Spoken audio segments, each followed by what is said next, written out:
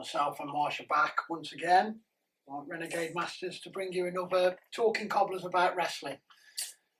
Recording again here at Together Studios for Happy Orc Media. Now I know that we promised the William Regal pod, which is coming, it is a promise, but we've decided to change things up with the events in wrestling. Don't forget to like and subscribe, and then you will not miss that William Regal podcast. I don't think we should go any further before we pay some respect to the tragic passing of John Hoover, otherwise known as Brody Lee in AEW, or Luke Harper in WWE. He was a really good wrestler. Yeah, I super underrated throughout his career. It's one of those, because a lot of time in wrestling when you see somebody die, you kind of know what it is, but I don't. This sort of came out of the blue.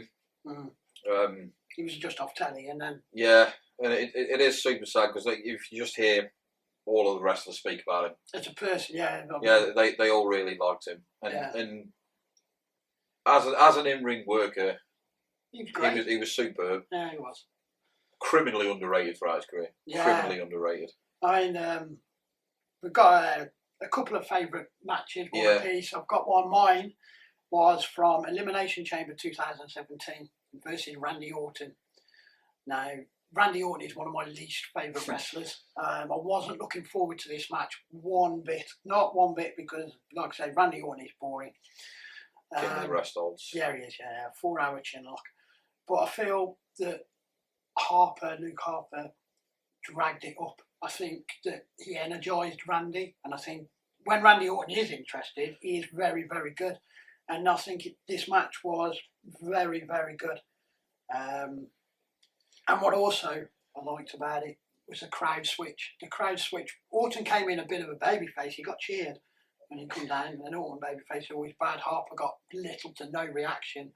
Midway through the match, Luke Harper, there was a real good Luke Harper chant. And when that match was done, you thought, next WWE title contender. Yeah, they really should have pushed him at that stage. They really should have. It was in the feud with Wyatt and Orton. Yeah.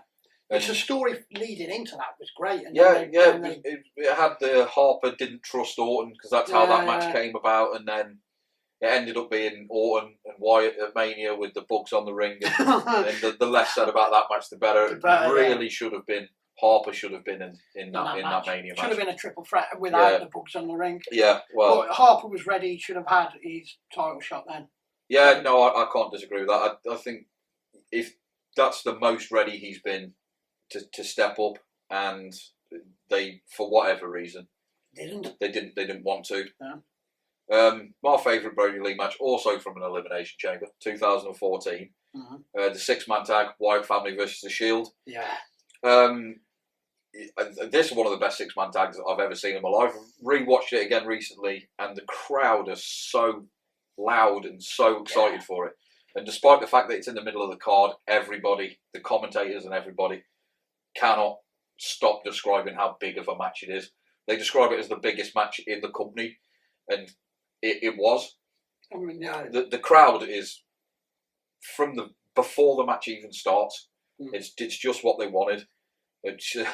Maybe you should give people what they want occasionally. I think as well, like if people are completely honest with Bray Wyatt, that was probably his highlight, because apart from maybe the Elimination Chamber win, but both factions were so red hot. Both of them. Luke Harper in that is doing stuff like the commentators cannot stress how weird they find it that a guy the size of Luke Harper is doing the things he's doing, suicide dives, crazy German suplexes and stuff. And he's on fire in that. I mean, him and Wyatt. Rowan's good in that. The crowd, they love Reigns. They love all of the Shield. It's a weird time to go back and see 2014 with such an invested crowd. Watching a product that is well done. Yeah, like the storylines work, and it's a weird. It's a weird thing to go back and see how hot both of those factions were, Mm. because it came off the Shield destroying everybody, and then the Wyatt family came in, and they were outstanding. Yeah, And, that's and right, now yeah. you see where people are today and where things are today, and it's just There's only Roman, really. Well, saying that, any Roman and Seth have done well. yeah. Roman and Seth have both done well. I mean, Ambrose did fine before he left. He wasn't given anything to work with. But you look where, I mean, Rowan's not in the company anymore, and Wyatt. Yeah. So yeah, that was that for us was John Hoover. Yeah, So, definitely go and check that Elimination Chamber match from 2014. Both. It is and the spectacular. one, and probably Orton. Mine was probably Orton's best match since probably or best viewed. It was Undertaker. Yeah, oh, that's that. Yeah, So quite possibly. yeah, John Hoover, rest in peace. She'll move on. Yes. I think Marsh has a little bit for you about the latest Wrestle Kingdom. Yes, 15, was it? Wrestle Kingdom on the 4th. Yes, on the 4th and the 5th of January. 3 big matches each night, really. The first night you have Hiromu Takahashi and Al Phantasmo, which is a nice match. You got Al Phantasmo stealing all of the Bullet Club ex Bullet Club leaders' moves, just being a general dick about things. Is Al Phantasmo the one who was in? I'm trying to think which one he is. No, Is it? Oh, yeah, I know. But yeah, he's from Bullet Club, and oh yeah. he does this one move though. It's a rope walk where but he gets from the corner, walks across the rope, the top rope to the middle, and does a moonsault to the outside. And it's so flawless. But yeah, you got that. But then the show really doesn't have a great deal of other things of substance other than Zack Sabre Jr. screaming at Taichi to get his ass over here because it's the fucking Tokyo Dome. Direct quote from Zack Sabre Jr. But for the most part, it's a run of the mill show. Gorillas of Destiny win the tag titles for the 4,000th time. But then you get to the last 2 matches, which is Will Ospreay versus Kazuchika Okada, which is it's about 35 minutes. Yeah, It's a proper war. Like there are 2 guys in that though. It's going to be great, isn't it? Yeah, it is really good. I mean, there's argument to be made for Okada being the greatest of all time, isn't there? Well, I mean, you could make that argument. That's Certainly, what I mean, yeah. certainly, you could definitely make an argument for him being the best wrestler on the planet right now. It's just you've got Okada. They were in the same faction. Ospreay turned on Okada, formed his own faction, and they just go at it like they're pissed off with each other. Yeah. The good in-ring storytelling, good work. It's just a really good match. There is the thing that Ospreay's faction, the Empire, they go 0-3 during the course of the weekend, which is if you've grown up watching American wrestling, you might think, why is a new faction going 0-3 for a whole weekend's work? But in Japan, things work differently. Yeah. It's Ospreay gets the rub by being in there with Okada at the Tokyo Dome. Okada wins at the Tokyo Dome all the time. just affiliation on such a big show works. You got the main event, Tetsuya Naito, Kota Ibushi, for both tag belts, the IC belt and the IWGP World Heavyweight belt. At the beginning of this, the commentators describe Ibushi's wrestling style as dangerous, and they aren't wrong. No. Throughout the history of New Japan, when you've had Ibushi versus Naito, it's nuts. I saw a gif on the internet of just 2 characters from Virtua Fighter diving just head first into the ground that basically describes it perfectly. They seem to be on a mission to break their own necks constantly. It's a really good match, but I can understand why people think the style is a bit unnecessarily dangerous. It is, but you'll probably find though those same people are calling for unadulterated headshots. Which each their own. Yeah. I mean, it is a really good match. I preferred the Okada Ospreay match. That just might be what I prefer more. But overall, night 1, decent night. And then night 2, which is arguably an even better night, but really still you're down to 3 major matches. Yeah. Shingo Takagi versus Jeff Cobb for the Never Openweight title is, I know we're, a couple of weeks into this year, but it's comfortably the best match so far this year, and I only mention that because in December, when it comes around to it, it will still be in the conversation for best match of the year. Yeah. It is outstanding. Yeah, it has everything I want from, I'd say a hoss fight, but as Shingo started off as a junior heavyweight, that doesn't really describe it properly. But it is two double hard bastards beating each other up for 25 minutes or however long it went. It felt like it lasted about 5. Which nobody can dislike. No, it's got a lot of, if you're a WWE fan and you watch Walter and Dragunov and thought, I want more of that, go and check out Wrestle Kingdom and check out Cobb versus Shingo. It is outstanding. There's suplexes, lariats.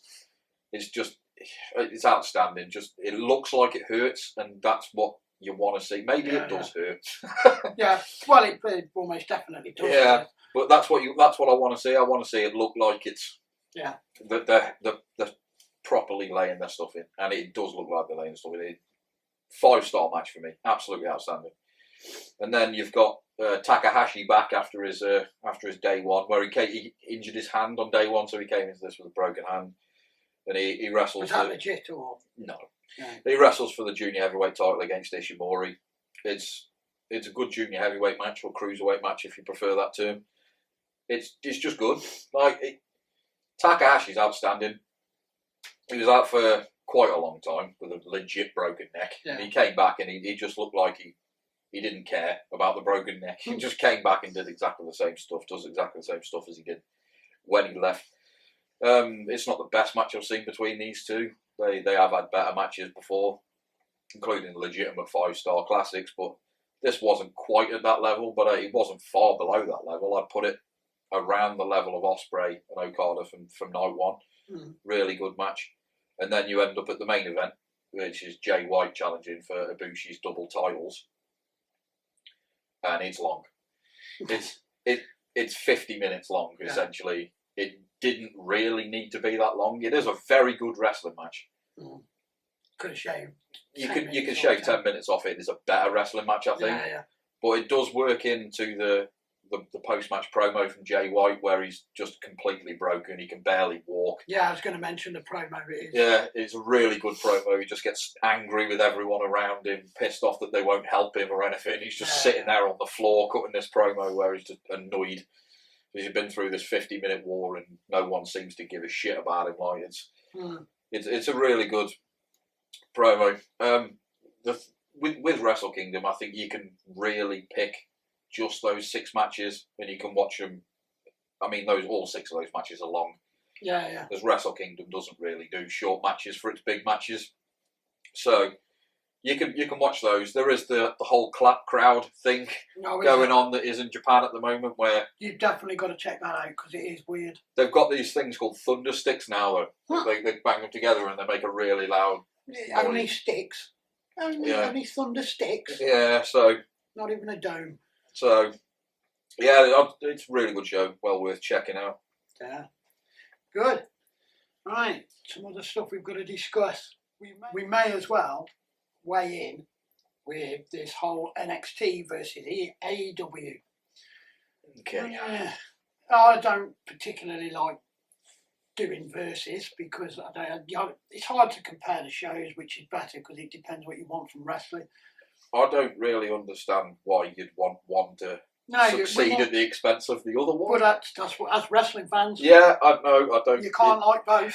Yeah, apparently. You got to take sides. Yeah, Team NXT. Apparently so. But to sum up Dynamite first, this is genuinely summing up Dynamite. We're going from the Kenny Omega Ray Phoenix Night One show versus New Year's Evil. New Year's Evil. Yeah. So Dynamite the opener was okay. Wardlow and Hager surprisingly good. Better than it deserved to be. Yeah, I didn't think Hager and Wardlow had that in them, to be honest with you. It's not. I mean, it's not going to break any amounts of star scales or anything, but yeah, definitely 3.5. Yeah, it was the second best match on this show. It was a very good TV match. Cody Rhodes popped up and it was dreadful. I hated that segment. I hate Cody Rhodes. No, I don't mind Cody Rhodes, but the match was awful. The segment was terrible. Snoop Dogg splash. although funny, just made a mockery of it. It was hilarious.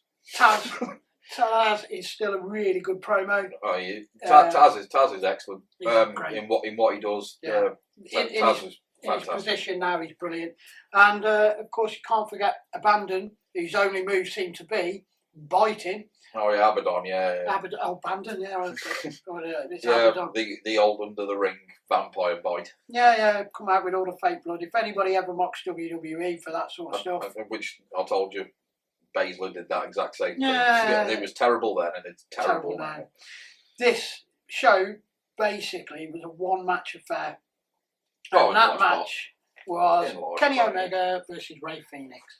It's the best TV match in a while. Yeah, and as you probably found out if you watched the last podcast, if you haven't, it's online now. Go like, share, and subscribe. But this was great. It was fun. It was good. I know you don't like Omega. I don't like Omega. It pains you to say that. It does, but this was good. I think I like Rey Fenix.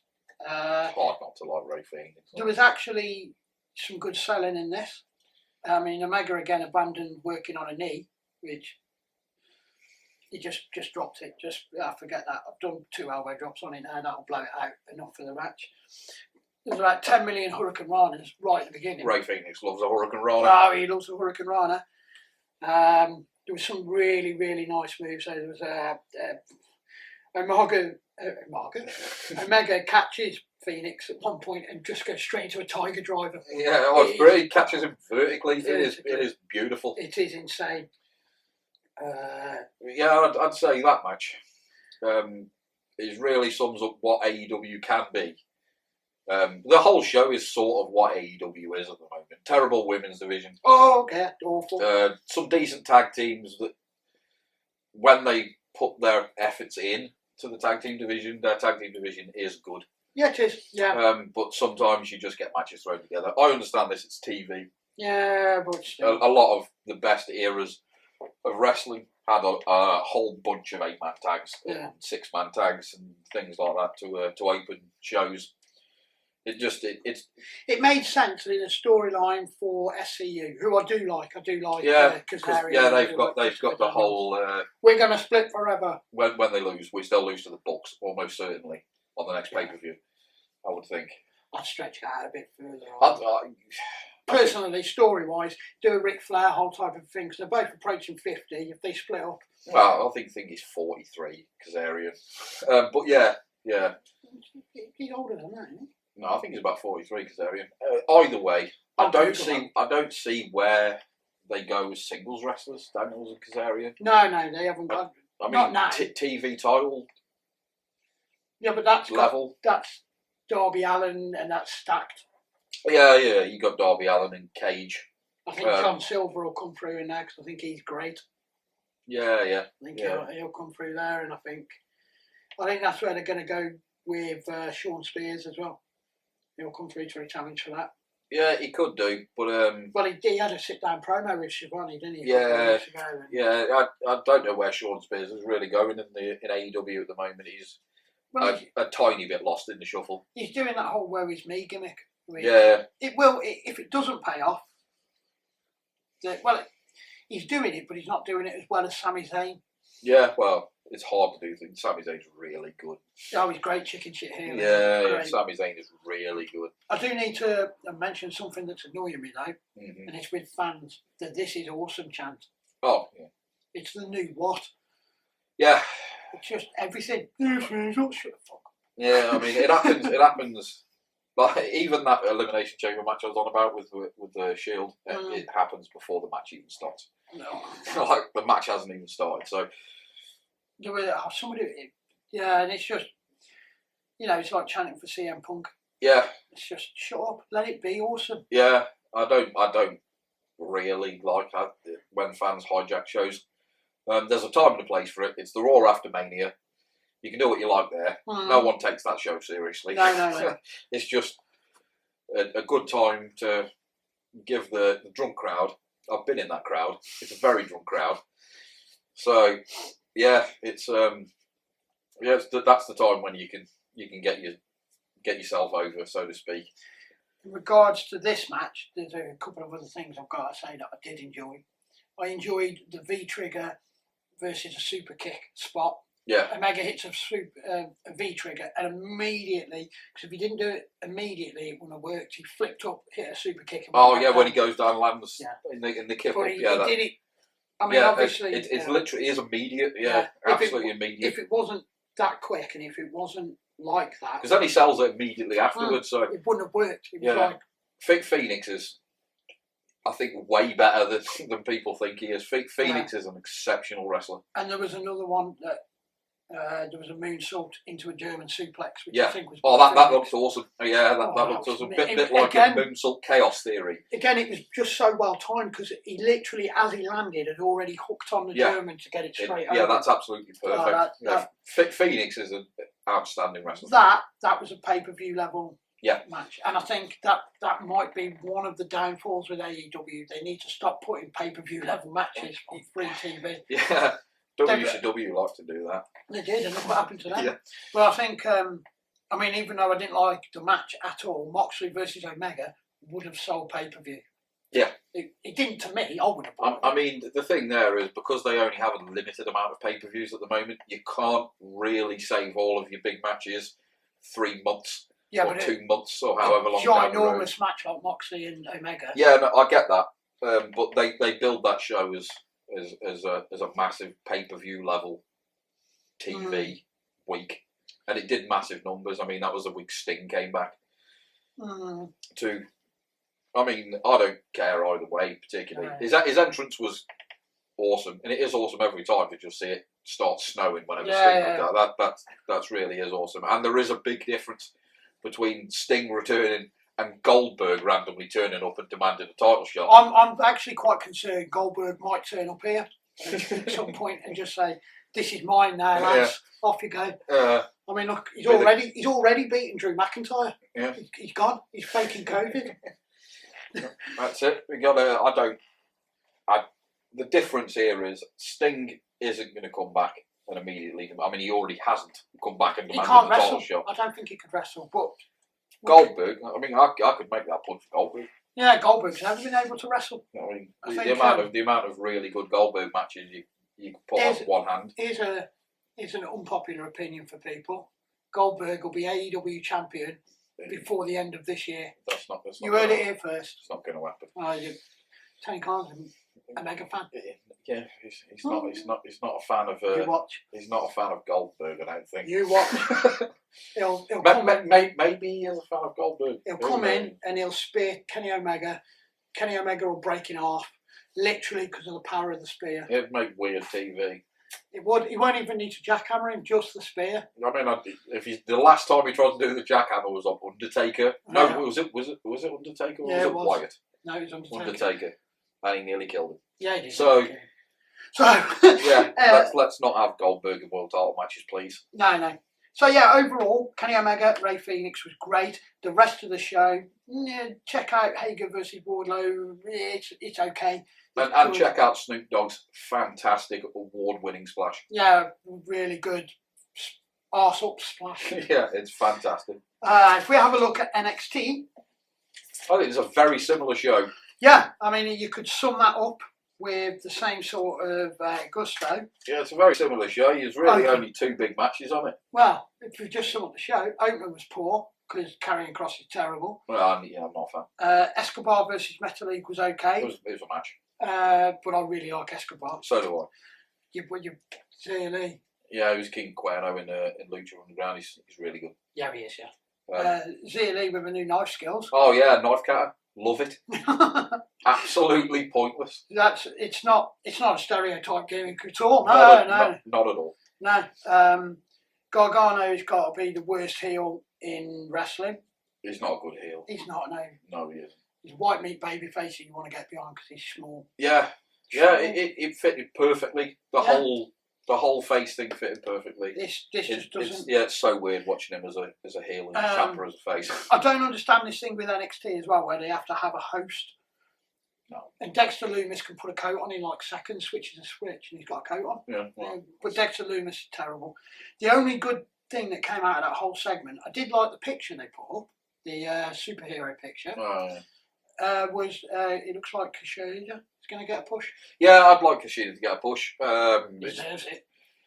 I could do with less Shotzi Blackheart. He's getting to a point in his career now, Kushida, where he's not young. I mean, it took him a long time to get to WWE. He was in his mid-30s when he signed, so he's nearly 40, Kushida.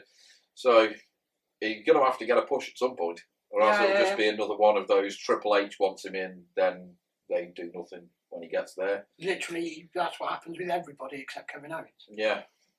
So, yeah, I hopefully Kushida get a push, because he could do with North American title run or something like that. Oh, he definitely does. Or cruiserweight title run. It just a title. I mean, Well, Escobar versus Kushida would be a really good match. But I'm looking forward to Escobar versus Devlin. Yeah, that's going to happen at some point when travel's allowed again. Yeah, that will happen. That will because be great. they're both classing themselves as cruiserweight champions. Yeah, so it will be great. I really like Escobar, dude. I think he's really good. He is a really good wrestler. And it was Metalik who slipped. It was a bit botchy, the match on this New Year's Eve. Yeah, I don't mind Metalik. He's good, but he's kind of like fell into the cracks in WWE. Yeah, definitely. So yeah, this show it really was just a 2-match show. Yeah. Ripley versus Gonzalez. Yeah. It was very, very good. Yeah, it was. It's 2 big women. Yeah, you don't really see that in WWE a lot. I mean, most of the time, the big women that WWE hire are Nia Jax or Tamina. They were both terrible. Yeah, and this wasn't that. No. Raquel Gonzalez has come on leaps and bounds. Oh, really quickly. In the last year. Yeah. She has come on immensely. Really quickly. It's a really hard. Only to go through a door. Yeah. Dakota Kai gets put entirely in a locker, which is great. Yeah, can't fault that. She is tiny though compared. Yeah. She's only like this big, I think. I think what I liked as well was Ripley handcuffed Gonzalez to the thing, and she just tore it off. That was great. But yeah, there was a bit of a kendo stick attack. Ripley to Gonzalez and Gonzalez to Ripley. You've got to have the kendo stick if you have last man. Any sort of street fight hardcore rules match. Any gimmick at the minute. Hell in a Cell. Yeah, got to get a kendo stick in there. Money in the Bank, kendo. Yeah. And they love their kendo sticks. They do. I think it's because they sound good. And they do. They nice brews. Yeah, in the Attitude Era, it used to be a bin lid. They used to love the bin lid. But you can't hit people in the head. Yeah, exactly. And you can't hit people in the back with a bin lid. No. So you had to swap it up for another good sounding weapon like the kendo stick. Kendo stick. Yeah. What I thought brought this match down, and it's just me being finicky. I didn't like the finish because I don't like the exploding stage, exploding ring spots anymore. They just played out. They're done. I don't mind it. I didn't mind it. It didn't ruin the match. It just. I mean, you would question why only occasionally does the stage collapse. There is that. I mean, people walk on it all the time. People the size of Keith Lee walk on it. Yeah. And get slammed on it and fight all over it. And then occasionally it just breaks. I know what they're trying to portray, how hard they hit. Yeah, that chokeslam was so powerful it could smash you through a stage. Was it more powerful than a Big Show chokeslam or an Undertaker chokeslam? It wasn't that good. But that's just me being a bit finicky. No, I get where you're coming from, but it doesn't really bother me. It's one of those things in wrestling that just like wore off and ducks back to me at this stage. Watching wrestling for what feels like forever. 32 years. Should say, nipping back to AEW. Now, this might get me a lot of hate off our Talking Cobblers About Wrestling group. I hated the Bullet Club ending. To me. Oh yeah, how did we forget to talk about that? Right. Here's what I hated about it. It's not really Bullet Club. It's Bullet Club rejects. Well, not really rejects. They've all been fired. They haven't all been fired. Who's still in it? Well, they do. The Young Bucks left. Fired. Yeah. Tommy Tong had fired him. Well, that's how it goes in Japan. Actually, they've all been fired. So they're not Bullet Club. In all fairness, they have not called themselves Bullet Club. They did the whole thing, didn't they? Yeah, but in all fairness, they clicked it there. Yeah, it pisses Kevin Nash off no end. Yeah, and if you're pissing Kevin Nash off, you're doing something right, boys. But I hated it because, firstly, I don't like the Good Brothers. I don't understand why everyone thinks they're this great tag team. They're decidedly average. Carl Anderson's a great wrestler. He never gets the opportunity to show it. And yeah, Gallows he's funny. Gallows is funny. Like, they're funny. That's it for Gallows for me. Like Gallows he's just the big member of the tag team. Yeah, but that's all he is. He's like any other big member of a tag team. I don't think there's anything particularly special about what Gallows does. The best thing Gallows did was Festus. No. He had a match against the Undertaker. Sure. On SmackDown, yeah. Yeah. Cade and Murdoch once beat Undertaker and Kane for the tag titles. Doesn't really mean anything. But yeah, I think I don't like them as a team. I don't think they're great. I think if you look at the teams out there, yeah, I get where you're coming from on that side of things. There are much better teams in AEW. I mean, I know technically they're an Impact Wrestling tag team, but then you look at it, and then Bullet Club were doing all this, and they were going to beat up Phoenix. Moxley comes down with the worst looking barbed wire baseball bat I've ever seen. It was a plastic bat wrapped in fake barbed wire. And he comes down and loses that almost immediately and gets battered because he's an idiot.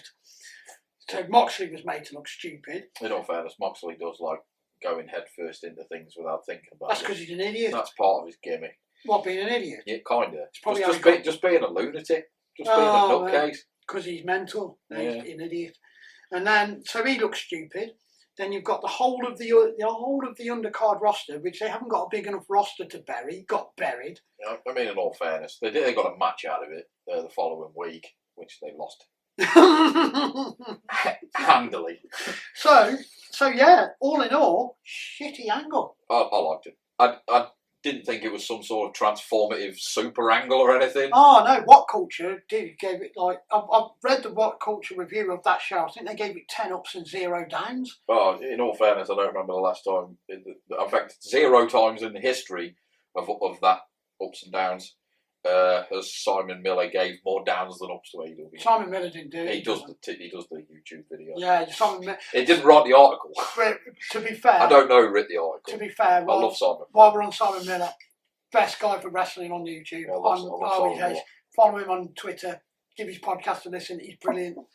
But stop bumping other people now. Yeah, not as good as us. I do love Simon Miller. Everyone loves Simon Miller. Lovely bloke. Anyway, Angle was crap. It buried everyone. Well, I liked it. The only people who looked good were it made for me. It looked like AEW is turning in to a vanity project for the elite. No, people like to say that, but that's what it looks like. I mean, it all forms as part of this invasion angle they've got going on. It doesn't. With Impact. I mean, they're the Impact Tag Team Champions. No, but that's where it should have stayed. The books had no reason to get involved. But that's played into a storyline on part 2 of that AEW show, because Callis says that the Good Brothers are the real Tag Team Champions. Yeah. So it's the Young Bucks are like, hold on a minute, mate. I get that, but they could have done that with a backstage segment. They could have done the same thing. Battered Phoenix and Moxley. Look, you got to end the show. Yeah, on a big memorable thing. Yeah, but they could have done that, and they could have been on the stage going, "What you doing?" They didn't need to bury the rest of the roster. There's like 6 people. One of them's Moxley. How many people are in that roster? There's about 20 people on the roster. See, 45. Oh, it's a stuff. I think there's about 45 people in AEW. It's still a tiny roster to be doing that sort of There's angle. like 7 people in the inner circle, man. That's a good point then. So yeah, to me it was pointless, and the whole they lingered on with the beatdown of Death Triangle for too long. Even Eddie Kingston was looking at what we're doing here. Why haven't you cut that camera away? Sort of just hanging Pac's head up, going, "All right." Yeah, I thought it was badly done. I didn't mind it. They could have put more people over than the World Heavyweight Champion and the Tag Team Champions, who all happen to be in the Elite. Yeah, well, yeah. I mean, Good Brothers aren't in the Elite, but they are in the Bullet Club. So you're getting No, they're not in Bullet Club. They're ex-members of Bullet Club. Yeah, they're not in Bullet Club now. They're probably happy about that. Yeah, everyone's happy about that. Yeah, I mean, Bullet Club is it is not what it was. No. Well, anyway, love Tama Tonga though. Don't want Tama Tonga going off on me. Overall, out of these 2 shows, which did you consider the best?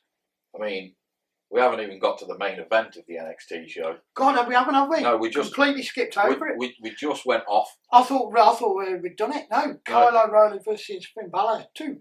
Yeah, it was the diet version of the Yeah, it was takeover it was match. a step below, but it told a different story. It did, and it was good. And it was very good. Yeah, it was very good. Step below Omega and Phoenix. Yeah, I would put if we were talking star systems, you're talking the 5-star of Balor and O'Reilly for me. Then you're talking 4.5 for Omega and Phoenix until the end. I think that's fair. 4.25. The 4 for Omega, Balor. O'Reilly. Yeah. I think that's 3 3/4 to 4 stars, and maybe just a step below that for Gonzalez. And, well, that's where I'd be, not 3 1/4. But yeah, a good match, some nice selling. Again, there was a thing with a liver shot. And it was, it played nicely into the previous match and stuff, and you had the whole broken jaw thing for O'Reilly this time, and they told a nice story. Yeah, but nice finish. It was nice to see Finn Balor get a submission finish. Yeah, it's one of them. They knew what they had from the previous match, and they worked off that. It was never going to be as good as a TV match. Yeah, there's no point taking them sort of hard hitting it, unless you're Walter, of course. Yeah, you never know when WWE's going to random advert breaks in your matches and stuff like that. So when there's advert breaks on, they try not to do anything. All TV suffers with that. Though, yeah. I mean, I think what I think that match ran through without advert breaks, though. I think. I don't actually remember. I'll have to check on the BT. Yeah, I think Balor and but I think that's where AEW suffer as well. Is because they're dealing with ad breaks in America and ad breaks for ITV. Yeah, so they try and sync them up a bit. They do, but it must be a tough job because I did notice at one you have point more advert breaks. It seems like in America than you do in 100% more in the UK. But what I did notice is in that going back to Omega and Phoenix, there was a big long pause bit in commentary where they just didn't say anything. Yeah, they don't really commentate during the break because the way it goes is because they got picture in picture, but they can't really put the commentary on because the adverts. Well, that's why the advert didn't sync up. Yeah, because that must have been an ad break in America. Because if you watch it back, it just goes quiet in this country. Yeah, and then we get a lot of the advert breaks, so most of the time because we get I think it's the Fight TV version that's got no adverts in it because so normally they keep the adverts in. Like the advert break bits in, and they commentate over it. So occasionally they'll just miss a commentary because they'll be in break and they'll forget they have to carry on commentating. For me, the better show was only by marginally was the NXT one, and that is because it had 2 very good matches. Yeah, the AEW Ripley and Gonzalez was better than the second best match on AEW, which was Wardlow and Hager. The rest, and I think Escobar versus Metalik was better than anything else on AEW that night. Yeah, probably. Yeah, so I'd go with that. I think that one I'd chalk it up to an NXT victory. So personally, what I don't know about ratings or demos, what I like. Yeah, but as a fan, you should never really care about demos unless your company you like is going to get cancelled off TV. Demos shouldn't mean anything to you. No, they don't. No, but what people use imaginary numbers to argue why they're better. What makes a wrestling show better is what you enjoyed more. Absolutely. And for me, it was NXT. I liked them both. I did like them both. I'm going to sit on the fence here and just say I liked them both the same.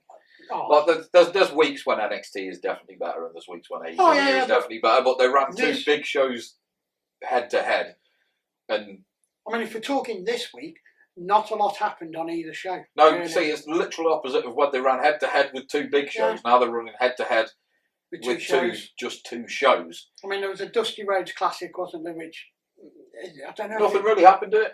No, Undisputed Era one, didn't they? Yeah, well, they were always going to. Yeah, there was the debut of. The Rascals. The Rascals. I forgot what they're called now. MSK. MSK. Yeah, Mystery Science Theatre 3000. I swear one of them's called Wesley. I swear that's what they said his name was. That is a horrendous name. But I think, not a lot happened on either show. No, it was a come down episode from the previous week's episode. To be honest, I'd put on NXT, and it opened with Shotzi Blackheart versus Candice LeRae, and I immediately lost interest. Yeah, I know you're not a fan. Well, I'm not a fan of that feud. I don't mind Shotzi Blackheart. Stop howling though. It makes no sense to your gimmick at all. Yeah. And Candice LeRae, I think she had some great matches last year, but that feud does not. Yeah, it's not really doing anything for me either, to be honest with you. They need to move on to different opponents. I think Shotzi would work better with Dakota Kai, and I think Candice LeRae should move on to someone like Ember Moon. Yeah, that'd be nice. I think Ember Moon, because they've got a Women's Dusty Classic. I think Ember Moon's teaming with maybe Shotzi. She's teaming with somebody. So. For how stacked that women's division is, though, you don't need to be having women's feuds go on this long. They just fought in a mixed tag match on the show before. Yeah. And they're still going that feud on. was going War Games. It was going previous to that. Yeah. And it's all over a crushed tank now, and who cares? Yeah, it has been going on a while. Not really worth it. But yeah, for the two major shows they ran, 2 major TV shows, good both. Yeah. So if you're into either, watch it. If you're into both, watch it. I think we'd be amiss to say now we've come into the current week because as recorded, NXT UK aired. He sure did. Walter's back. Walter's back. You cannot fault the guy. Best wrestler in the world for me. He's right up there. But then that whole show, I think, didn't fall below entertaining. If you're talking a scale of poor, middle, entertaining, good, excellent, it was all entertaining. Even the opener with Joe Coffey in it, who I'm not a massive fan of. Tyler Bate was good. I've said Joe Coffey. Yeah, I mean, for me... The only bad thing, I think the NXT Women's Division UK is poor. They could do with Toni Storm back, and they could do with... Well, I don't think she's going back. No. But they could do with some star power there. Yeah. I don't think Kelly Ray's got any real challenge. I get what you're saying there. It is a bit of a shallow division. In WWE terms, it's basically a puddle. I assume Eva Valkyrie is going to end up challenging for that title at some point. She's going to be I apologise to Irish people if that's not how you pronounce their name. Yeah, probably best. But yeah, it's all about the main event. And that for me, that was better than Omega and Phoenix. Tad below for me, but still very good. It's just a lot of smacking now. I like A kid bumps like a lunatic. Yeah, he does. And he kicks hard for a little bloke, doesn't he? Yeah, he does, yeah. I mean, he's only young too. Really young. And he's Spanish as well. Yeah, I don't expect that. I remember he wrestled Zack Sabre Jr. in a match Meltzer gave 5 stars to in, I forgot what they called, Triple W in Spain. And which is an excellent match, maybe not 5 stars, but it is an excellent match. And I think he was 17 at the time. Hold on a minute. Are you questioning Dave Meltzer? Never question Dave Meltzer. Never, but... The internet will come for you. Well, they don't care about Meltzer will come for you. He's like Goldberg, he just turns up. Like I said, I've met Meltzer before, he seemed alright. Yeah, but that was before you criticised his scale. Yeah, he's going to come find me now. But yeah, I think he was 17. So I think now he's only in his early 20s. It was a great match, so he's got lots left, A-Kid. We were talking though, weren't we? The thing is, Walter keeps doing these great matches, great matches. I think his worst one was against Joe Coffey. Take over Blackpool 2. Yeah, definitely. He's approaching Pete Dunne level. This is only the 3rd UK champion. The problem is, there's UK no one roster, else. Who's he going to fight now? There's no one else. Trent Seven? He's too far down the roster now. He's taking losses. Who else are you going to go? You can go back to Tyler Bate, I guess. What about, who's this new guy they brought in Rumble? Is it the one you... he's fighting Dave Mastiff next week. Oh, I don't remember. Yeah, I asked you about him. He used to be... I'm sure it's Rumble something. You said he wasn't that good. Whoever it was. Yeah, there's a new fella coming in. But yeah, they need an injection of... Well, they need to push somebody up. Yeah. Yeah, I mean, it'll probably be Devlin. Who was the...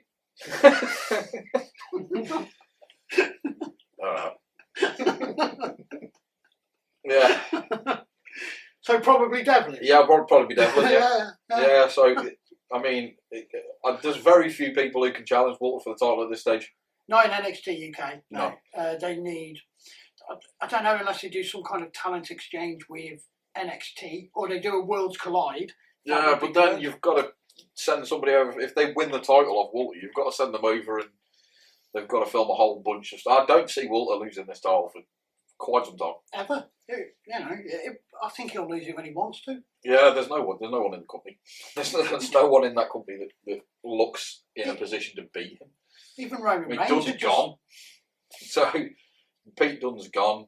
Pete Dunne's only about this wide now as well. So Pete, yeah, I don't know. I don't know a single person who can conceivably take that title from him. I mean, Dragunov, you could, I guess, build him up to a point where he's like, I almost beat you. This time I'm gonna. And as a takeover main event, it'd be good. Yeah, it would, but I don't see him putting a title on Dragunov. Maybe not. So we've got Royal Rumble coming up. Royal Rumble is it the 31st? Yes, it is. Yes. So we do. We're gonna give you our picks. For me, the final four. Yeah, final four. And then final four Yeah. of each Rumble, and then a WrestleMania match. So that you think is going to be the WrestleMania title match, is that what you're saying? Yeah. So my Rumble picks, final four, in order, fourth down to number one being the winner. Yeah. Sheamus, Keith Lee, Shinsuke Nakamura, which I shouldn't say because it's, and Daniel Bryan will win the men's Royal Rumble. For the women, Shayna Baszler, Rhea Ripley, Bailey, Bianca Belair. They're my Rumble picks. It's hard to argue with a number of those. For the final four for the men's Rumble, I think the final four in no particular order, because once you get to the final four, it's hard to really pick who goes out in any order. But I think Sheamus, much like you said, I think actually possibly the storyline that makes the most sense for Drew McIntyre. Yeah. At this stage. I think Big E. Big E deserves it. And I think Daniel Bryan as well. And it's picking a fourth person, or who I actually think is going to win this Rumble, to be honest with you. Because you go into most Rumbles and you think there's one or two people that can win this Rumble. Nobody's been built to a level where you think they're probably going to win a Rumble. The only reason I think Daniel Bryan is, one, he deserves it. He deserves that on his resume for, I think he just does. And he is coming towards the end of his career. Yeah, he's at least full-time. Yeah. Full-time career. And he's made that public knowledge, and he's made it public knowledge that he's looking to get more into the backstage aspect. I don't think, before AEW fans wet themselves at the possibility, he's not going there. He's not going there. No. He's not. But yeah, the fourth person in my final four, I don't see. I mean, you mentioned Shinsuke, and it might as well be Shinsuke. He had a good gauntlet match performance. The reason I picked Shinsuke, and that works into my WrestleMania pick for a match, is because for me he's in the Kofi Kingston position. Right, I mean, a few years ago, he's in that position where he can start building. So if they do it right now, he's in main events with Jey Uso. He's having good solid matches. He's getting the attention of Roman Reigns. Yeah, he seems like he cares again. Yeah, he's on that cusp of catching the fans' imagination, because that's all it took with Kingston. Yeah, a good elimination chamber showing. Oh, he was awesome in that elimination chamber. It was wicked, and that's what Shinsuke needs to do: a good Rumble, a good elimination chamber, and my main event will come true. And my main event would be Roman Reigns versus Daniel Bryan versus Shinsuke Nakamura. That's not going to happen. It will. You'll see. I wouldn't be opposed to that main event at all, considering I think the most likely match on the other side is McIntyre and Sheamus, which I think will be dreadful. No, I think it'll be really good. Sheamus has been pretty underrated, actually, in the last year or so. He has been pretty underrated. I think he's been underrated for quite a bit, actually. He's had good matches with a whole bunch of people. Had a really, really good match with Keith Lee on Raw, which is something, because it's Raw. Mm-hmm. He's got the storyline with Drew McIntyre going in. So it does make, but this is WWE, so I'm going with Drew McIntyre versus Triple H, because why not? Okay. Triple H deserves his WrestleMania moment. I was at WrestleMania 32 when Triple H had a world title match for no reason. It did not go well. Well, when do they care? No, there's no fans. This is true. Admittedly, Triple H was in the main event of Raw, where I mean, he's their go-to guy when they've got no one. Sheamus will blow a quad or something. I mean, that main event did also feature a full-on Hadouken. We're all assuming Drew McIntyre's going to still be the champion. Could be Goldberg. Goldberg versus Triple H. That went so well last time. Money. We need the women's matches as well. Yeah, I think that Bianca Belair is going to win that. Yeah. She should do. I think there's a good chance Rhea Ripley, who I think, for me, Rhea Ripley's the best bet, but I think they'll give it to Belair. Rhea Ripley will be in the last 4, and then you're really just picking names out of a hat at this stage. Bayley. Baszler. That's who I went with. In these situations, I always go with what do I think WWE is going to default to, and that answer is almost always Nia Jax. So let's just say Nia Jax is in the last 4. I think Lacey Evans is going to eliminate Charlotte Flair, and then Charlotte Flair is going to come back in and eliminate Lacey Evans. Hulk Hogan style, like he did with Sid. Yeah, when he got Dead Mardy. Yeah. How dare you abide by the rules? Get out here. Yeah, and then the crowd booed the hell out of Hogan, and the people on the home video release, they were like, can't have that. No. Just took that out. Let's try and make Sid look like he was in the wrong gear. By doing what he's supposed to. Ridiculous. Yeah. But yeah, so that puts... That Rumble match is outstanding, though, not too. Yeah, it's a wicked Rumble match, apart from Hogan being miserable. Best Rumble match. We'll see. I mean, it's got Flair in it, going 63 minutes or whatever. And the commentary is outstanding. Oh, because Bobby Heenan, isn't it? Yeah. The commentary is unbelievable. It's the best piece of commentary in wrestling history. Bobby Heenan when he cared. Yeah. Because when he went to WCW, he was awful. Oh, it was hilarious. Him and Dusty Rhodes on top. Hilarious. So that puts us both having, by the way, Bianca Belair versus Sasha Banks. We both came with that. Yeah.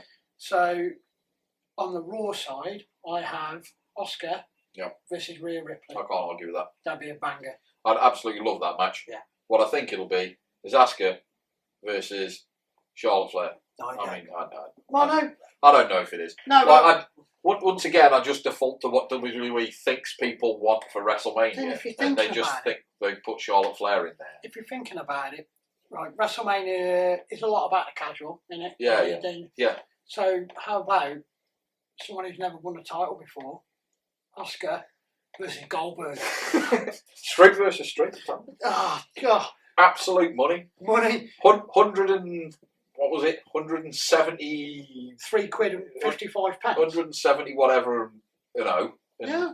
I can't even remember what Asuka's finished out. Like, what, 208 or something so like that? I think Asuka versus Goldberg... Money would be a banger. Absolute money. And I've seen Asuka face Minoru Suzuki. If she can face Minoru Suzuki, she can squash Goldberg. Only just. Can you just forget how much of a monster 70-year-old Goldberg is? Yeah, love Goldberg when he can't pick people up. It's the second time we've gone off on a rant about Goldberg in this episode. I think, though, he would be able to pick Asuka up. Fuck Goldberg. Yeah, he's a dick. But if you need them quick draws, who'd you bring in? Goldberg. Lovely. Right, we're going to try a couple of segments now. Okay. Right, this one, I'll pick 5 wrestlers. Okay. I'll tell you who they are. I'll tell you I'll tell you why they should leave. Yeah. WWE. They're all WWE wrestlers. They should leave.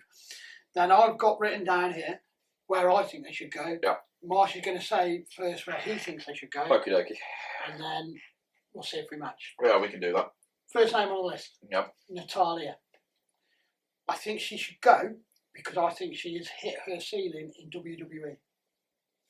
It's hard to argue with that. I reckon she should go in the bin. But honestly, have you ever watched a Natalia segment and thought, well, that was alright? I've watched a Natalia match where I thought that was alright. Yeah, occasionally. I think she's very, very good in the ring. Occasionally, she has alright matches. She also has some of the most pointless matches. Yeah, but that's down to booking. Yeah, true. As a wrestler, she's very good. As a promo, she is awful. Yeah, but that's a heart thing. Bret Hart was fine. If you watch that 97 Heart Foundation, Bret Hart was cutting fire promos left, right and centre. That's because he's just got to fire off against America. But yeah, it was awesome.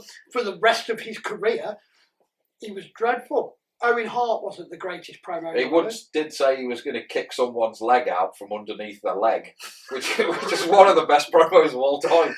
So, Jim the Anvil just laughed. I don't remember a single Jim the Anvil Neidhart promo where it wasn't just him laughing. Yeah, so if she's not going in the bin and she's not retiring, where do you think she should end up? Stardom. Stardom. She's not going to improve the AEW women's roster because they're just not going to give her anything that's any better than what she's got. See, that's what I've put. I've gone AEW to improve that roster. And she's not better than the wrestlers they've got. I mean, she's not better than Shida and she's not better than Serena Deeb. She's nowhere near as good as Serena Deeb. No, but she's better than the rest. What she is she's a credible name. She's a good wrestler, and she could bring the rest of the roster up. She could bring some of them ones who need the help up. She's not. I'm not sending her in to be a champion. I'm sending her in to be a contender. Yeah. To give her a decent match. I mean, a large problem with AEW's women's division right now, though, is that none of them can cut good promos. Mm.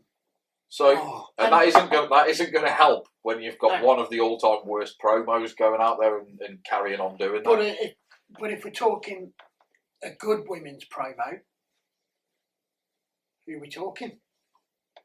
I mean, Banks can cut a solid promo. Bailey can cut a solid promo. They're never going to be released. They aren't. But I'm talking of people that could go to AEW and can cut good promo. Bea Priestley can cut good promo. She's not very good, but she can cut a good promo. So that's the thing, you see. How about you take Natalya in and have Tyson Kidd as a manager on telly? That'd work for me. So Natalya goes into, and it's just literally to give AEW somebody else who can wrestle. Because at the minute their women's division is terrible. Yeah, tough. So we'll go to wrestler number 2. So we didn't agree on that. Marsh went Stardom. I went AEW. Andrade.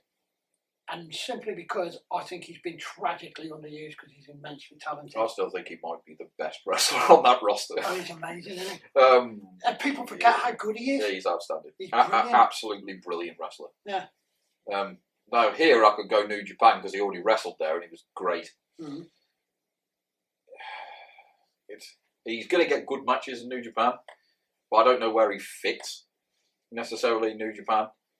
AEW. He fits. That's my pick. AEW, he could be anywhere. Who would want to see Ray Phoenix versus Andrade? I have a story for Andrade to come into AEW. Yeah. Take out Pac. Yeah. And then he could lead Death Triangle. Yeah. Take out Pac, he leads Death Triangle, gives Pac Phoenix. Who doesn't want to see Andrade versus Bastard Pac? Yeah, or Phoenix, or Yeah, Penta, Omega. There's so many matches that would be. So he could lead Death Triangle. He could go against Bullet Club. I think he would be a perfect fit. Oh, Andrade. Yeah. AEW, yeah. Perfect fit. Yeah, I think it fits their roster size. It'd be just perfect for him. Yeah, no, I can't argue that. I think that'd be a great move for him. To be honest with you, I forgot he was even still in the company. Like it's, I mean, what's even happening with him? Is he injured? I really don't know. He's sleeping with Charlotte Flair. Last time I heard. Yeah. So, shall we go with wrestler number 3? We'll do two predictable ones now. Aleister Black. AEW. As much as I'd like to see Aleister Black in New Japan with his style, I think it'd fit if you were going into G1 Climax. You get Aleister Black versus Okada, Aleister Black versus Ospreay, Aleister Black versus Zack Sabre Jr. I changed my pick. It's New Japan. Do you know where I'd put him? Where would you put him? Nowhere. Yeah, that'd work. Any of those Japanese companies would work. I think his style would suit Noah. From what I saw of it, hard hitting, strike orientated. Not essentially fancy, because Aleister Black, although he does that moonsault, he's not essentially a fancy wrestler. No, not really. He's a hard-hitting, entertaining charisma. He doesn't need to do a promo. He's one of rare wrestlers who doesn't need a promo. Yeah. And I think he would fit Noah for me. I think either of those Japanese. I think Aleister Black's a wrestler you could put into basically. Yeah, he could. Any wrestling company. As a stopgap. Yeah. Not even a stopgap. I've left WWE now. I think he should go to Japan. Oh, I don't disagree with you there. And then come to AEW. He could definitely be in the G1. The amount of good matches you get in the G1 because of the style, like, and how many matches they work in quick succession. So yeah, I think I'd put him nowhere. You go New Japan or yeah, I don't have a problem with the Noah thing. You got people like Nakajima in there who are very similar in the strong, hard hitting style as Aleister Black. I think Noah would actually be a pretty good fit, but New Japan for me, just because I want to see him have all of those matches in the G1. Another guy who's been tragically underutilised, and I think would be an obvious choice for AEW, Ricochet. Oh, absolutely. It's not even an argument. You don't even need to make an argument. He's just ideal for AEW. Yeah, matches with Ray Phoenix and the like. I want to see Ricochet and Ray Phoenix again. The last time I saw it was by Lucha Underground when he was Prince Puma. I want to see him against Pac because Pac's one of my favourite wrestlers. Yeah, now. I've pretty certain I've seen that match before, but it's a whole different scenario now.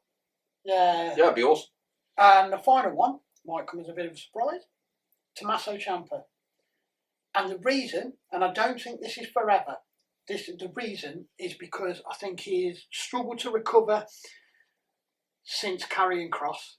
Yeah. I think he's lost that momentum he had. He's lost that heel. He needs to go somewhere and be a heel. He needs to go somewhere and be a horrible heel. And although I don't like them, I think he needs to go to Bullet Club in New Japan. I mean, he'd help. Yeah. And I think it would... Especially if Jay White's going to leave Bullet Club, and I think he will, and I don't like Evil as a leader of Bullet Club, or particularly as a wrestler.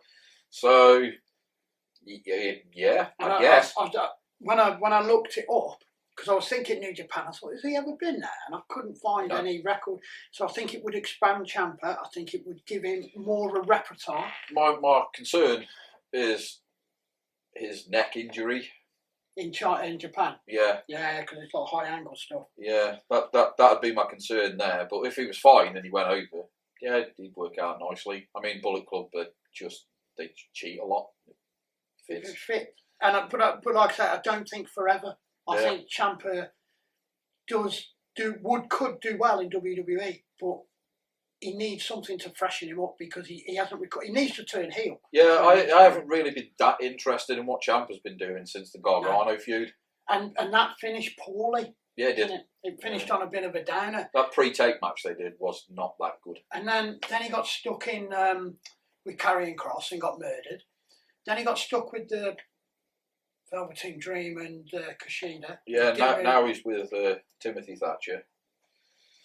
It seems he's transitioning into the old gatekeeper role, and he shouldn't. Yeah, that's basically where he is at this very moment in time. So he needs to leave now. He needs to do what Drew McIntyre did: leave, travel around a bit, go expand yourself, go add things to your character. Yeah, become the heel that he should become. Yeah, for me, that'd be good once the world opens up again. Yeah, so I think he should definitely think about it. Yeah. I will finish on this final segment. Okay. Finishing on unpopular opinions. Well, the idea is I have fished around or TikTok and some of my own and got 5 unpopular opinions for Marsh to basically rubbish and tell me I'm stupid. So, first one we have. Long term, Sting was a bad choice for AEW. No. I mean, I don't know how much long-term thought they've got going into it. I mean, it popped a rating on the day. Yeah, it got a lot of talk, and I don't think he's coming in to be a full-time wrestler. No, I mean, he has signed a wrestler contract as far as I know. Short term, but I don't think he's coming in. It depends how much. It all depends how much they're paying him versus how much merchandise they sell. For me, they got like 9 shirts out like within a day of him coming there. Like, for me, he's a name definitely. But after that first one, and possibly the second one where he got Shivani in the ring to go, oh, it's Sting. Yeah. Now Shivani does that every time, which is annoying. Yeah, well, you did that every time when he was doing it. So. It's 2021. Yeah, they're doing it for that nostalgia kick. But I get it, but it's annoying. Nostalgia only lasts for me for 2 weeks. Yeah, it doesn't last forever. I've never really rated him much as a promo. He's good when he's standing there and not saying a lot. Yeah. It works with Darby Allin for now. Don't remember a really great Sting promo. Nobody does, because he hasn't got them. And he hasn't got a really great, after Cactus Jack, he hasn't got a really great match. A really quality 5-star. Possibly his feud with Vader would have put one up. Were you not feeling the matches with Hogan? Stargate 97 with the... I can't say that with a straight face. So for me, long term, Sting doesn't offer anything other than t-shirt sales for AEW. He's not going to be used in any other capacity because he can't really wrestle. He can't. All he's done is he swapped his cushy position at WWE for a slightly less cushy position in AEW to get on telly. And I think it's selfish and it could have gone to someone else. Personally, short term, yeah, it was great for the pop. When they went to TNT, great, use him there, get him in, use him. Shirt sales, man. But yeah, long term booking, I don't think it's a good choice. I don't know how long the contract is. They did say somewhere, but I can't remember how long. If it's a 2-year contract, fine. And what it's making me look if it's a 4-year contract, yeah, they might not get.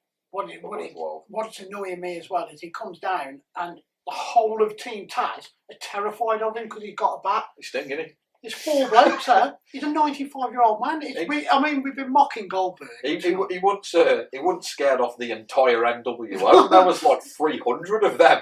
But we've been mocking Goldberg tonight, and in all honesty, wrestling-wise, I can think about the same number of great Goldberg matches as I can think of the same number of great Sting matches. No. Yeah. No. Yeah.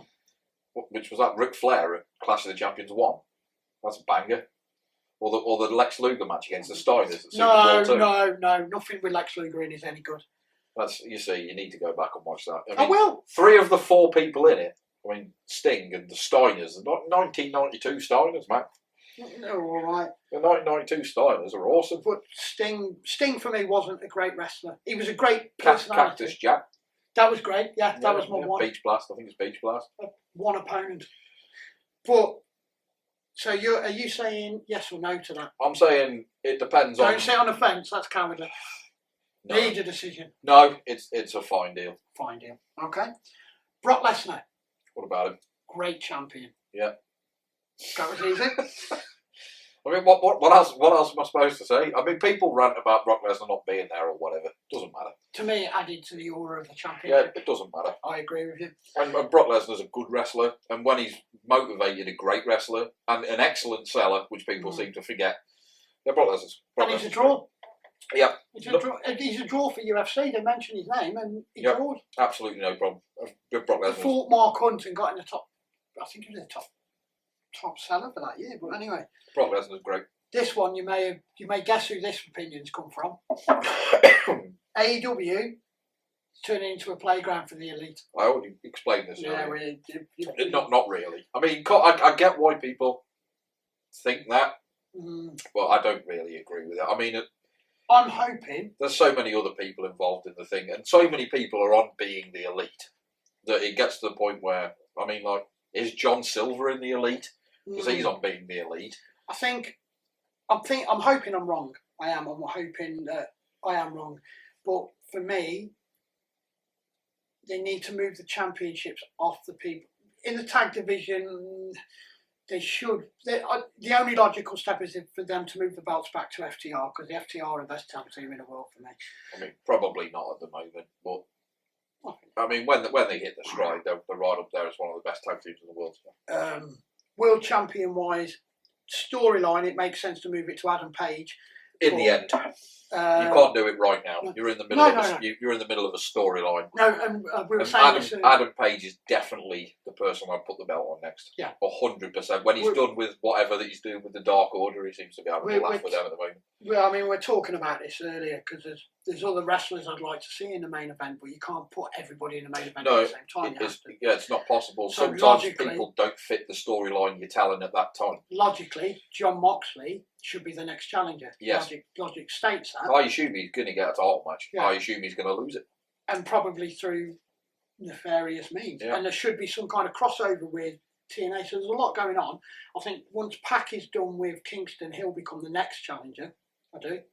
That's possible. I think it's logical, unless Andrade moves in and batters him. But anyway, so you AEW turning to playground for the elite? Not really. No.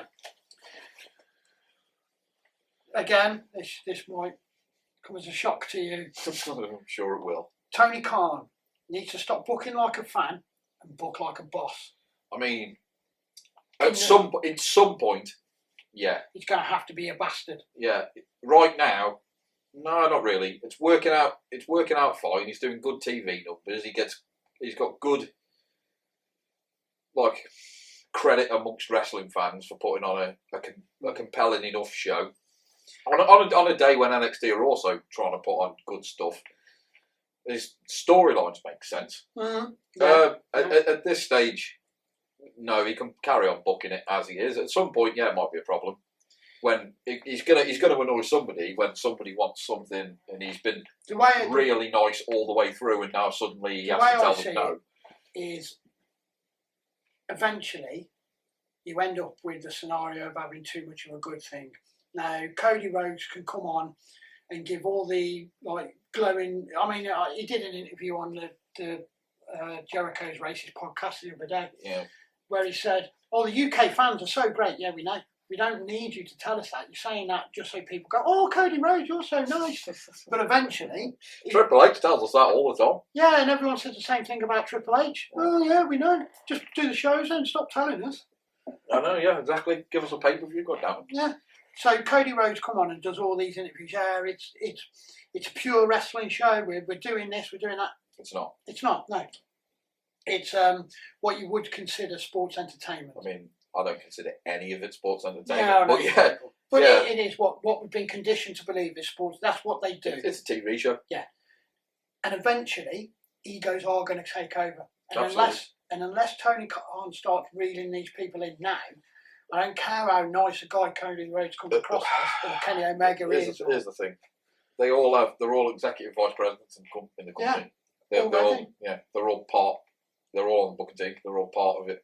You end up with a Kevin Nash scenario. In all fairness, Kevin Nash gets a lot of shit for stuff he didn't actually do. No, but you end up with that sort of scenario. What people think he booked himself to beat Goldberg, he didn't.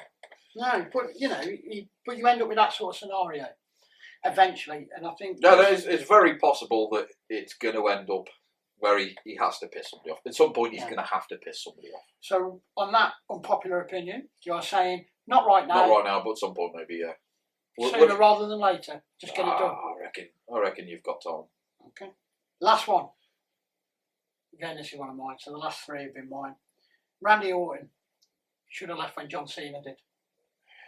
When are you classing John Cena was leaving? When he went to China to film that movie and came back with the back fist? No. When he... After WrestleMania. Now he's gone. Oh, this year's WrestleMania. Orton should disappear and do that sort of. Yeah, maybe. I mean, after this Bray Wyatt feud, because you got to end the feud. It's not the only thing worse than a terrible wrestling feud is a terrible wrestling feud that has no conclusion. So you can get this terrible Bray Wyatt feud. But if he'd have gone when John Cena went, he wouldn't be in this feud. Yeah, maybe. But then he also wouldn't have had the half decent feud he had last year with Edge and McIntyre. So anyone could have filled that Edge spot. I know there was history, but to me... You're telling me anyone can have the greatest wrestling match ever? Yeah. But no, the reason I think that is because, one, Randy Orton is boring. Two, I didn't really buy into the Drew McIntyre feud. The Edge stuff was alright, but I would have preferred Edge to go against AJ Styles. Mania match wasn't very good. No, it wasn't. It went on too long. Greatest wrestling match ever was alright. But it was broken into segments. Yeah. But anybody could have had their matches. You could have had AJ Styles in that Edge position. You could have had literally anyone going, you're an old guy coming back trying to take my spot. Yeah, no, I get where you're coming from. And I think Randy Orton has taken up a spot on a roster now, which is so immensely talented that he's fallen behind, and he should have gone when John Cena did. Yeah, I think Orton would probably be better served as a part-timer. Mm-hmm. But the point here is Vince McMahon loves him. Mm-hmm. And he gets away with everything. Orton has got to be the most forgiven wrestler in the world. How many drug offences has he had now? Couple. And that's you're just scratching the surface there. Yeah, there's a horrible treatment of women. There's Kennedy fired. Yeah, Orton's there's a lot. He's just not a nice guy. Well, he might be now, but he's not a man now. But if he'd have gone, then I think it would have opened up better challenges for Drew McIntyre. That feud went on 2 matches too long. It got Shang Tsung fireballed in the face on Raw. The Fiend wouldn't be caught up with him now and would probably still be kind of relevant. The Fiend can go in the bin, man.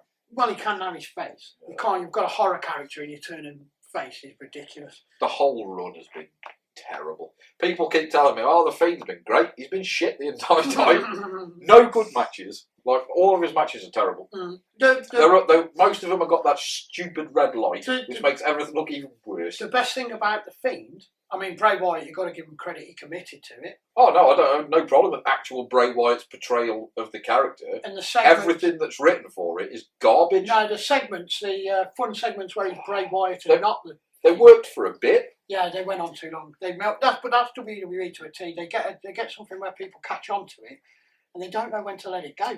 Which is run it into the ground. Run everything into the ground. Same as Randy Orton. Part-time wrestler. Yeah. No, I don't disagree with you. If Randy Orton had gone after WrestleMania, I'd have felt nothing about it whatsoever. And I just think it would have opened the door for somebody like Andrade or somebody. Andrade had a great match with Drew McIntyre. Oh yeah. They could tell. That was excellent. NXT title match. Yeah, superb. Brilliant. Even Seth Rollins, I liked. I like the Monday Night Messiah gimmick, and I like the gimmick that he portrays as a cultish type leader. Yeah, it works. Works. I mean, mainly because on Twitter he sounds like an absolute maniac. Yeah. So if he acts like a maniac, you're just like, maybe it's gimmick. It's not. He's just an idiot. And I just think I think he would have been better suited as McIntyre's first opponent, rather than going into a feud with Mysterio for 12 years. Oh, I think popped his eyeball out. And Aleister Black's, which they just forgot about. Black, so stupid. Black didn't need any retribution for that. He's all right droning around as some kind of pirate. Oh, John Pierre Lafitte too. Yeah. Love it. So, they were unpopular opinions. Yeah. If you have any unpopular opinions for Marsh to tell you you're stupid, pop them in the comments. I mean, he won't read them. Sometimes people are stupid. Sometimes they're right, as we proved from this. Even you were right 1 out of 3. 1 out of 3. Yeah. Yeah, literally. No, Brock Lesnar was a great champion. Oh, yeah, was that you? Yeah, that was me. Yeah. There was literally only one that wasn't me, which was long-term Sting's blood for AEW. Oh, so 2 out of 4. You're 50% batting average. Not bad. The rest of them, you would have just gone, yeah, because people think they've got this really unpopular opinion, and they're coming on, and the one videos I've seen, and they've gone, Roman Reigns is a great wrestler. It's not unpopular. No, Roman Reigns has been a great wrestler for ages, man. Or they pop up and they go, tell you something, John Cena, great wrestler. Yeah, cool. Yeah, you're right. Yeah. Where's the unpopular opinion here? I mean, it had been unpopular in 2009. I do have to bring up a conversation I did have on TikTok about Zack Ryder. Some guy said Zack Ryder should have been the WWE champion when he had all these stupid. Which no. There's unpopular opinions. Then it's just wrong. Yeah, that's just wrong. Wrong. Yeah. So yeah, I think we'll leave it there. Yep. Till next time, where we will bring you, we promise, the William Regal pod with some defining moments of his career. So we will see you again. Goodbye.